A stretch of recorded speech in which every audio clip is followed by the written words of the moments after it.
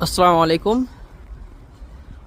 তো অনেকের মনে হয় আর কি যে আমি ভিডিও বানাই, সেটা ফেসবুক বা ইনস্টা বা ইউটিউবে পোস্ট করি, তো তার জন্য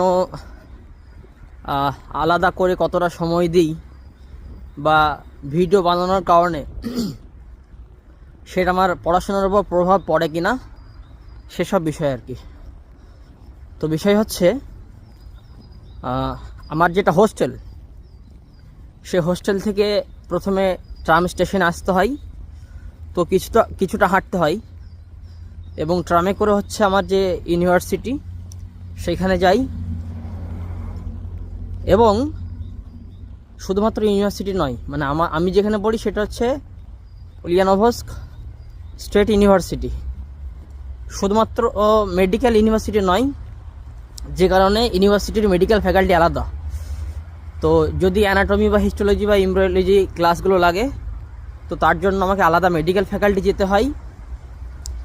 বা অ্যাডিশনাল কিছু সাবজেক্ট আছে, যেমন বায়োলজি, রাশিয়ান ল্যাঙ্গুয়েজ, ল্যাটিন, এই ক্লাসগুলো করার জন্য সেটা ইউনিভার্সিটিও নয়, মেডিকেল ফ্যাকাল্টিও নয়, সেটা আবার আরও একটা আলাদা জায়গায় যেতে হয়। তো তার জন্য প্রত্যহ আমাকে প্রায় মোটামুটি 2 থেকে 3 কিমি হেঁটেই যাতায়াত করতে হয়, মানে ট্রামে যাতায়াত করার পরেও আর কি। তো এই যেমন ধরেন হেঁটে যাচ্ছি হোস্টেল, এটা আমাকে পায়ে হেঁটে যেতেই হবে আর কি। তা এই সময় আমি কি করতে পারি, আমার সাথে একজন বন্ধু অলওয়েজ থাকে, তো তার সাথে আমি গল্প করি। এই আমার হচ্ছে friend Sheikh Umer, he is from Maharashtra.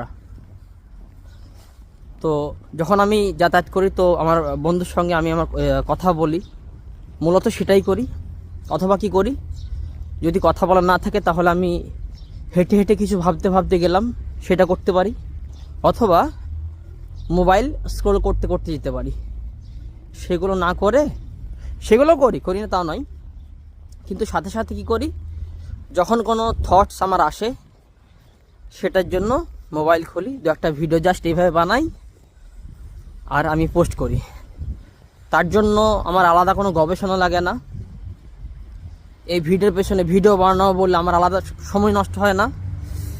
বা যেহেতু আমার ভিডিও খুব সাধারণ, এতে কোনো এডিট লাগে না, মানে আমি যেটা সরাসরি বলি সেটাই পোস্ট করি।